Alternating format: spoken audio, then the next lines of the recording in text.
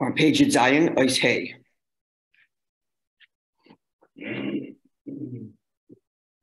So the Maamre at this point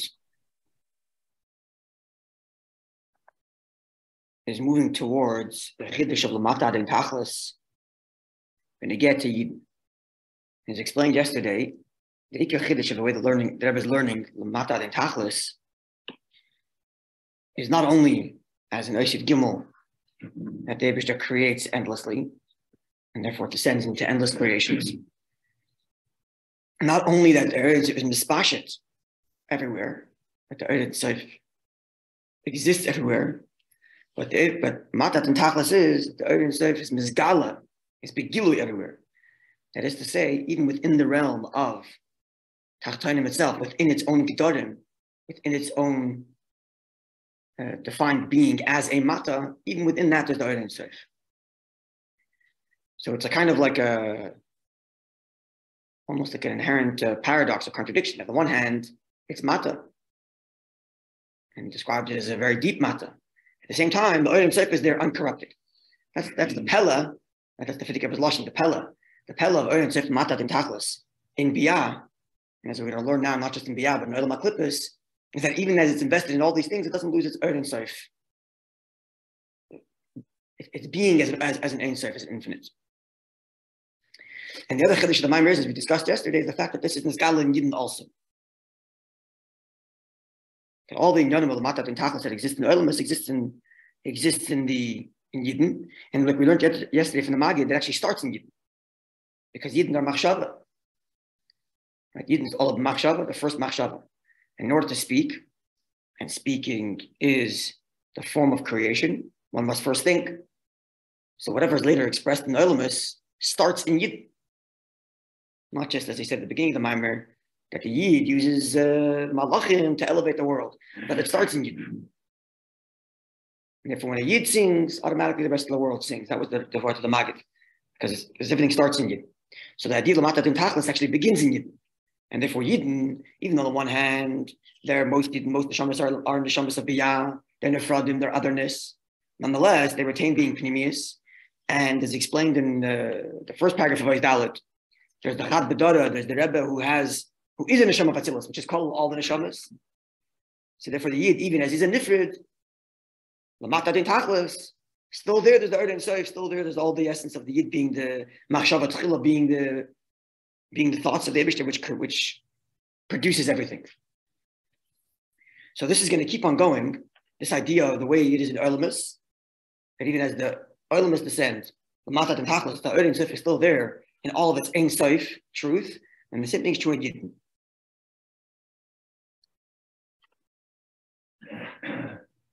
Okay, so hey, good morning.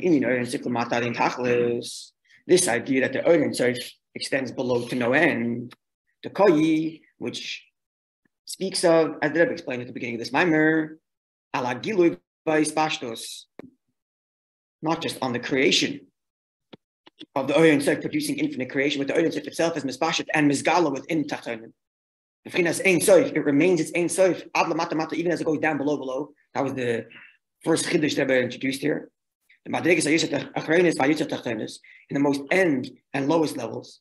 The Hainu, which is, as we said before, Olamas Biyah, in the worlds of Biyah, which, as opposed to the Olamas of Atzilus and Ein Seif, are Olamas of otherness, Biyah's otherness.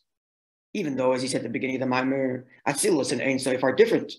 He quoted the Alter Rebbe, which said, it's a very difficult and lofty idea to understand what exactly the difference between Atzilus and Ein Seif is. Because B'chlalos, Atzilus and Ein Seif, and Olamus Ein Seif are Ma'uchad, are one with the Eibishter.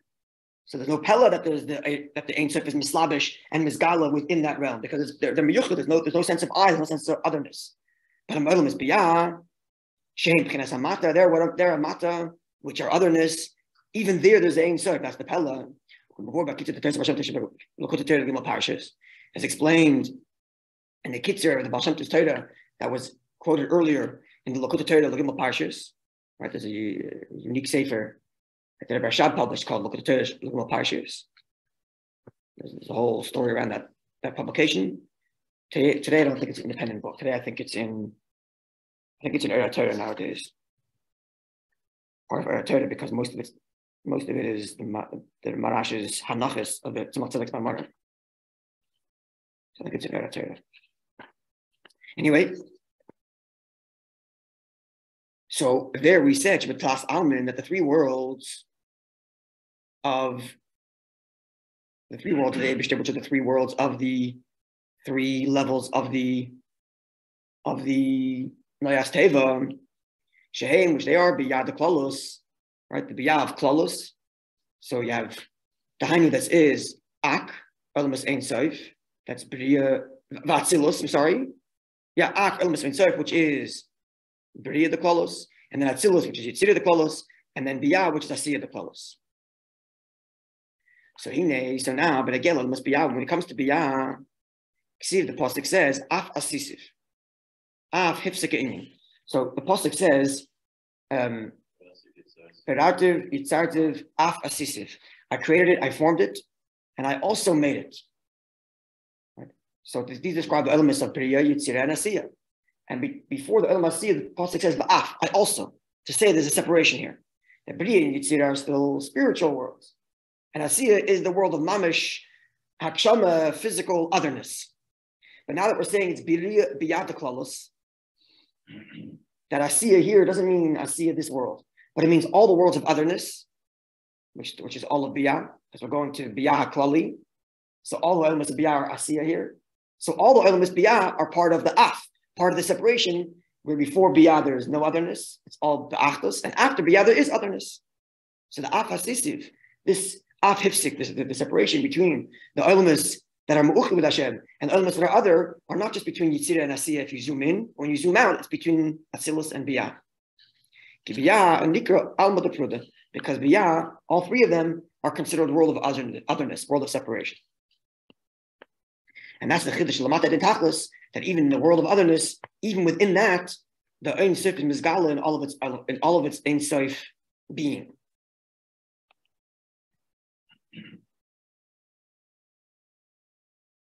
However, as we're saying here, right, because everything starts with Yidden, so therefore the Matat and Tachlis exists within Yidden also. Right, this is what we explained in Dalit. Now, I'm going to go the same way in say. As he descends lower in Olamus, he's going to descend lower within Yidden also, because it starts with Yidden, as we explained. So, this idea of Matat and Tachlis is not just true with respect to worlds and angels, Ella, Filu ben Agil and Neshamas. There's also been a get to neshamas. Tahainu, Rabbi neshamas, which is most neshamas biyah, as explained in the previous place. They too, neshamas also exist in a world post-separation. In other words, put it simply, all of us here feel like independent existences whose primary message is, I exist. That's the most intuitive message we have for the world, is I am here. So we also part of the afasisiv of Biyah. What's the chiddush of neshamas? We're just explaining that neshamas is the highest. So in the chiddush, because the beginning he said that neshamas are from Elos Atzilus, and now he's saying neshamas are Elos Biyah. Right, as if to say it's all the opposite. It's we're other, not one. Before he said that neshamas are right, this Elos neshamas and Elokus. And the Neshamas and the Lakus are mamish so close together because it's Atzilus versus and the Olamus Ein Sof. And now he's saying that the Neshamas are Biyah, they're otherness, they're af hifsik, right? Because this is the balance back and forth. It's Matat and Tachlis, it's the Neshamas that are otherness, but yet they still are Ein Sof Matat and Tachlis.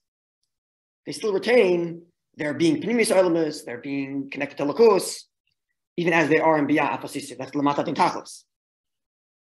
And even though it's Mata, it's still Ein Sof.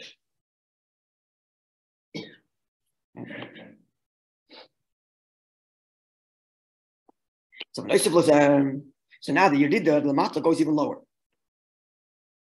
And even in that lower Mata, there's still the Ein Sof. It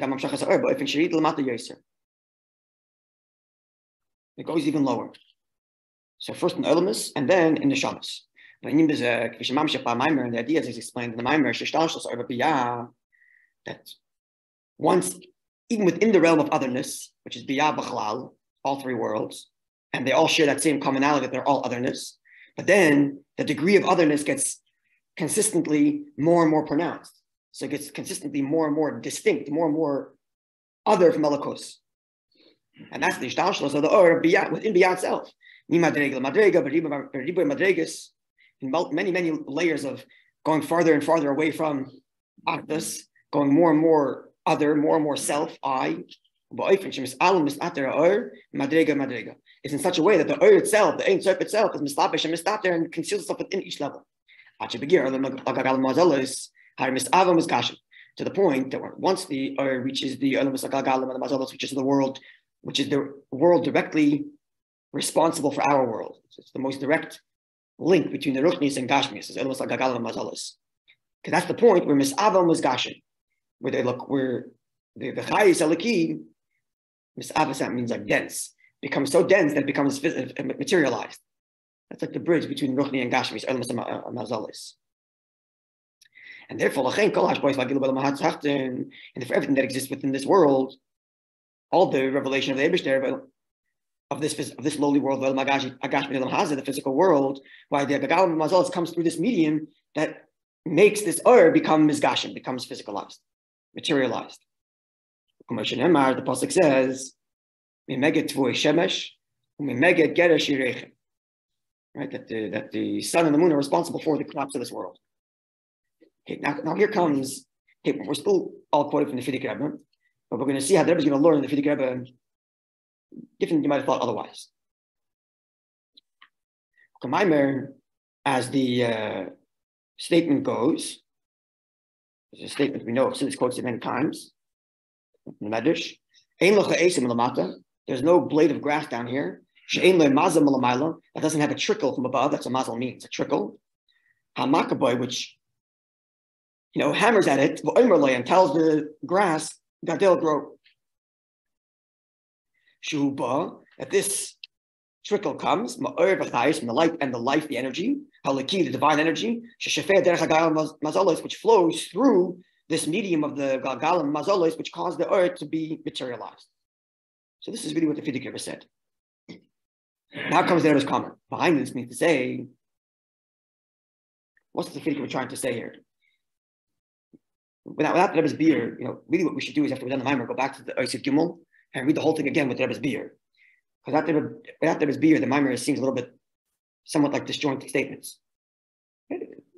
There's a chiddush that Eretz is matat and tachlis and pashas and gilui, and then he goes on to talk about how low the world gets.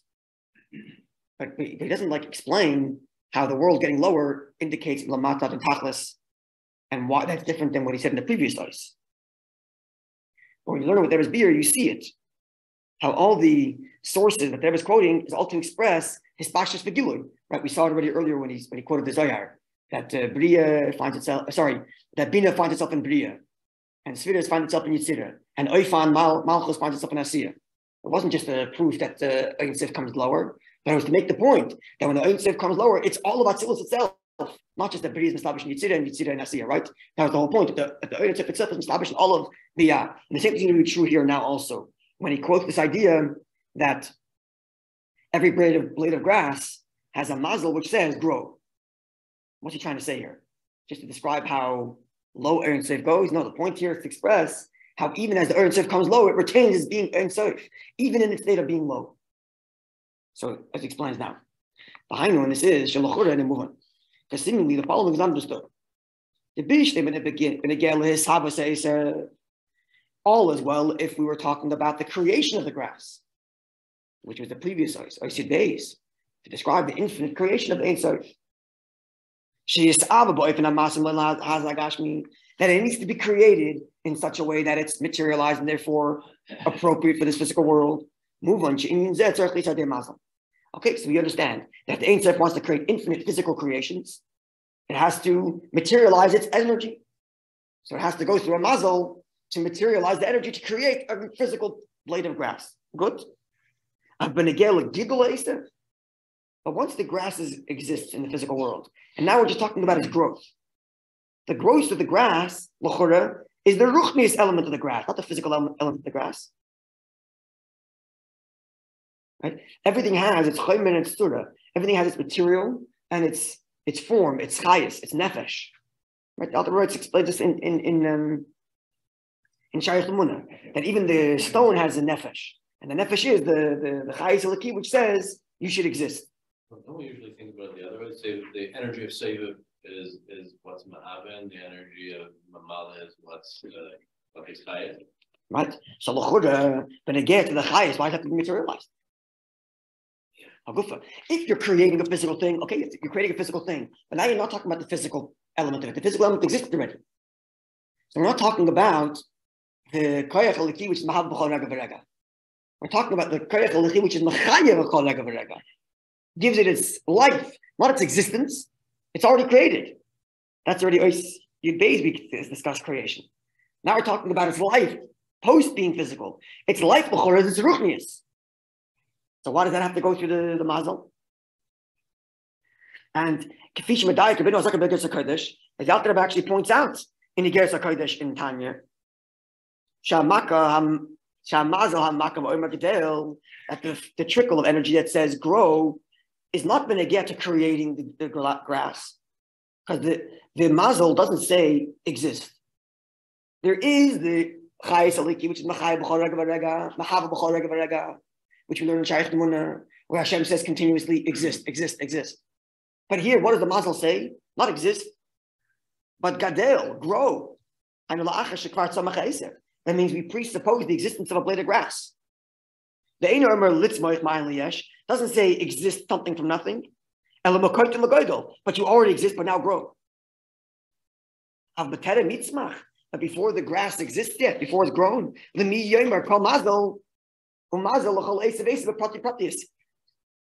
to whom does the mazel say to grow if the grass isn't here yet? So if the mazel is saying grow, it means we're presupposing the existence already. So if that's the case, why do we have to do this gashim already? The gashim already is there. Now all we have to do is give a trickle of chayis ruchni to make it grow. And that's why I asked, in the why does this, even the ruchni's part, even the chayis, not just the savos, not just the bringing into being, but even its post-existence life, the ruchnistic element of the gashmistic world also has to come through the mazel. So therefore the Maimer is quoting this source to tell you. I'm sorry for a second. Yeah. If it wouldn't be through the mazel, sorry, where would you think? How else would it come about? The growth. L'chura, he's going on the fact that the Fidik Rebbe defined that the mazel is meant to be makshin, to materialize the energy. And l'chura, this energy doesn't need to be materialized because there's already material here. So I don't know what the alternate route for the chayis to get here is, but it doesn't have to go through the hakshama part because there already is a hakshama. There already is a physical grass. Why are you saying that the growth is hakshama? Why don't you say the creation is hakshama? The growth is exactly. The creation is hakshama. So that's why. So when I get to Sabbath, we understand why it has to go through the mazel, because the mazel's job, as he defined it, is to take the chayis aliki, which is ruchni, and make it bakshama. Now, l'chura, only for these avos do you need to make it bakshama. But once the grass already exists bakshama, the chayis doesn't have to be makshin. That's what he's asking. So the growth is not hakshama. It's not the initial creation of the hakshama, but it still is making it from a doimim into a chai. Right, but that's the word chai. The word chai is already a ruchnistic statement because the physical grass is already there. It's like the nefesh in a human body, right? So this always says that the raya that the guf has a separate koyach halaki that's mahavet, separate from the nefesh, is the fact that when a person dies, the guf doesn't disappear, right? Which means that the guf, if the only way something exists is because the ebesh is mishaber b'chol rega v'rega, that means even the nefesh leaves, the guf still exists, doesn't stop existing, which means there's two investments of the Eibush there for the human. One is that he should have a physical goof, and the other is he said he should have a nefesh, he's a living goof. Right? So it's a similar thing here. There's the blade of grass, which was created by Savos, but then there is the chayis that should be a living blade of grass. And that's already a ruchnistic statement. And that l'chora doesn't need the hakshama of the hamazal. That's what I was asking here. Yeah.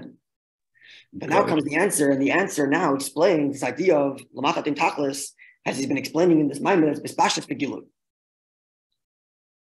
That it's not just lamachat in tachlis because there is endless product of creation, but that even post-creation, within creation, there's the earning side.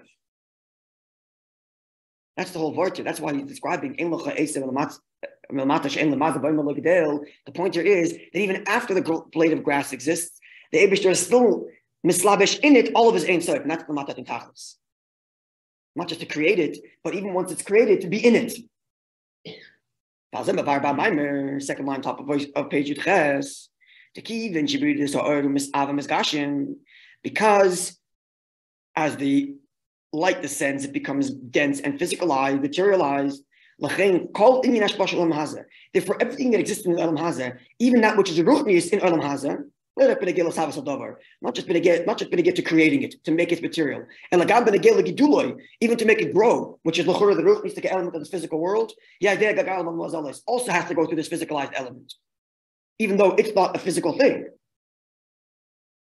But because this world is physicalized, so even the ruchnik that comes into this world also has to be physicalized. And this is the point he's making in the maamar. This is an even greater descent. That not just that the Elokus is descending to create something that's other, but even to invest itself in the other, on its terms, on its physicalized terms, to give it a chayis, to give it an ein sofness, even post its physical creation, to invest in its physical creation. This is a great descent. And Lakus descends and conceals itself so low, with all kinds of concealments, the of the great descent of Biyah, to the point that not just to create, but to become Bakshama, but even to give it life, it becomes Bakshama. Even to give it its it's Bakshama, not just to give it its material, it's Bakshama. Even its Tzuda is Bakshama, not just its Chaimer. So point, the post its creation. The point is the other point that despite that we see Hakshama, it's only Sof. Exactly. Despite that we see Hakshama, it's really only Sof. Hakshama means materialism. Yeah. So you're looking at a material blade of grass, and even the growth of it looks material, but be'etzem, it's the Ein Sof Mislabish in it. And that's the Mata Den Tachlis. Which gives us another appreciation for our world. It's not as if our world is detached from the Ein Sof and able to create it, and it's all part of this is understanding of Achdus Havaya.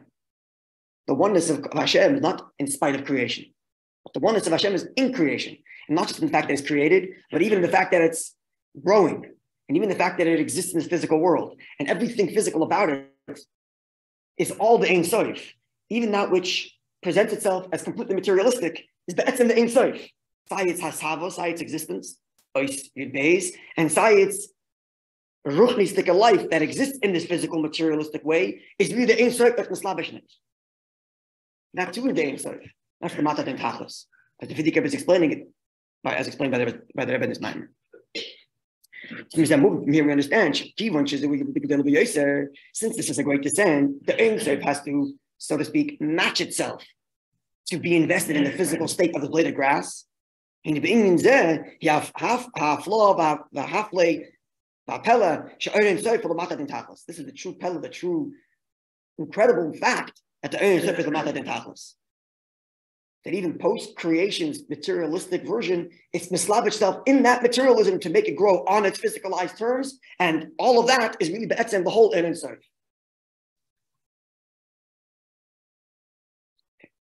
Now, all of this, even though it's Bakshama, and even though we're talking about neshamas that are biyah, which are prudim, which are otherness, but none of these people rebelled yet. So it's a great descent that neshamas became nifred, became neshamas of biyah. And it's a great descent that the Erv Chayes has to be mislabish and physicalized grass, or the neshama has to go into a physical body, if you want to put the parallel, but none of these things rebelled yet. Comes the next passage in the Friedrich Maamre, as explained by the Rebbe, that the slapshus of Ein Sof, in all of its Ein Sofness, Lamata Tentachlis, is even in the Yid who's rebelling. That's the Vart of Parai. People do rebel. Sorry? People do rebel. That's right. And that rebellion, as we're going to say, is not because they're ignoring Ein Sof, but because the Ein Sof is mislabish in it. That's the whole Lamata Tentachlis. Right? So one is Bekoyach. Sorry? One is Bekoyach, and you're saying even Bepoil. Even Bepoil when the person rebels, yes. Yeah. But we're going to see, there's a Gavaldik of art here, that the rebellion that the Rebbe describes, as the Rebbe explains it, is Dafka Parai, right? Who knew that he got the brachas from Yosef, from Yaakov. Do you remember the Rebbe? He knew he got the brachas from Yaakov, but still denied it came from Yaakov. Right? And the same thing he describes in the Yid. The Yid who's successful in business knows that the Eibishter's bracha, but simultaneously uses that same bracha that he knows came from the Eibishter to be a big, more arrogant. And the same thing with the person who's learning Torah. He knows it's the Eibishter's Torah, but the Torah that he knows came from the Eibishter, he uses it to become more arrogant. Right? So the part here is that Ein Sof is slabish in him. He has the brachas. It's not just his pashtus where Ein Sof is present, but it's also the gilui, because he's aware of the fact that it's Ein Sof. That's the gilui part, right? We explained before that gilui is not taich, that it's present, but the recipient is unaware. That's not gilui. That's hela. Maybe that's his pashtus, but it's not gilui. Gilui, as explained in this timer, gilui means that the recipient is aware of it. So Pare, as a recipient, is aware of the fact that this came from the Eibishter. The Yid who does well in business is aware of the fact that it came from the Eibishter. The Yid who does successful in learning is aware that it's the Eibishter's Torah. And even with all that awareness, with the gilui of Ein Sof, he still goes against the Eibishter, using that very Ein Sof to become more arrogant. That's the Lamata Tentachlis. That even in the Mata where the person is rebelling, the Ein Sof is the gilui. Because you ask him, where'd your bracha come from? Yeah, it came from the Eibishter. You ask him, whose Torah you're learning? Yes, the Eibishter's Torah. So the Ein Sof is bisgalus, and yet still is rebelling. That's the Lamata Tentachlis. The Lamata Tentachlis here, not that it exists, but even in its existence, it's aware of the Ein Sof and still rebels. Just like the blade of grass. It's aware, so to speak, that it's growing. And the growth of the grass is clearly a ruchnistic thing, and yet it's still misgashin. It's still materialized. Even though be'etzim growth is a ruchnistic thing, not a physical thing, because physical things are just physical, they don't move. They're inanimate be'etzim. And the life that it has to grow is a ruchnistic thing. So that's an Ein Sof element. But still, when you look at it, it's b'akshama. It's materialized. And here, even further, the Ein Sof is clearly there. The bracha of Yaakov is clear. And you ask him where the bracha come from, came from Yaakov, and still deny. This is where we're going in the next two oisius. Okay, a few more minutes. Even though this descent mentioned above, that the chayis alaki, the Ein Sof, is mizgashim to make something physical grow. And that's considered lamata tentachlis, because it's in a physicalized world. The Ein Sof itself is mislabish to be experienced and invested in a materialistic version of reality, physical blade of grass growing. Even this great low descent, all of this is all still in kedusha, even if it's physicalized. Now, if it's not kedusha, it's possibly connected to kedusha. I think he means your klipas noiga, meaning because nothing rebelled yet. And therefore it's not mamish the lowest place. And therefore, the Maamer comes and says, there's even a greater descent of Ein Sof. That the Ein Sof is mislabish in all of its Ein Sofness, and in a way that it's begilui, that the recipient is aware of the Ein Sof, and yet still there's a greater descent in that it rebels. And therefore, quote from the Friedrich Rebbe, that the Ein Sof is mislabish in such and conceals itself to such an extent, to the point that it can be mizgala in something that's opposite to lakos. To be completely forgetful of the Eibishter that's machayat, God forbid. Much more so. Where it comes from, when it's invested in absolute klippas, Lamar to say, the Nile is mine and I made it. I made myself. I made it and I made myself. She said, which is the exact opposite of the truth. The truth is, this is also quoted from the Rabbi. I think we'll conclude with this quote and we'll get to the Rebbe's beer tomorrow. The truth is that the bracha that Paroi has is from Yaakov. As the Medrash says, and Rashi quotes it, that what's the bracha? Yaakov gave the bracha that whenever Paroi approaches the Nile River, the Nile should should get up to approach it, right? The Nile will raise itself to Paroi. And this is the great good of Hashem that's coming down into Mitzrayim. As we just learned from the Rebbe, it's not just a Gashmi stick bracha from Yaakov, but it's a Ruchni stick bracha from Yaakov.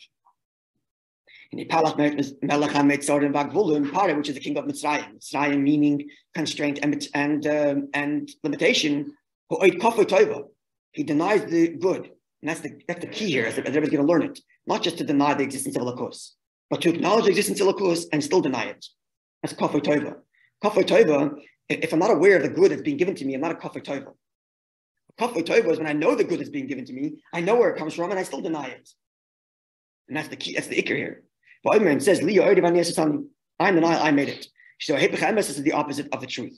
And that is going to explain why it's not just incidental, as with all the everybody keeps on doing this. Every time the Frierdiker quotes a source, it ever demonstrates how the source is not just a proof to something, but actually demonstrates a new opinion, right? Like Bria, like I said before about Bina and Bria and Yizah and Yitzirah, the same thing with the grass growing. Not just the raya that the Elokus is Slavish, but it's telling you in the oifen in which Elokus is Slavish. That even post the Sakshama, it's Slavish in the Sakshama to make it grow. And the same thing is true of Paroi here. And not just Paroi because Paroi denied knowing the truth, but also by the get to what the bracha of Paroi was. It wasn't a get to say that the fact that the bracha was that the Nilos should come to him. So we're going to learn what Nilos Baruchnis represents and why all of these details are neged to make this point.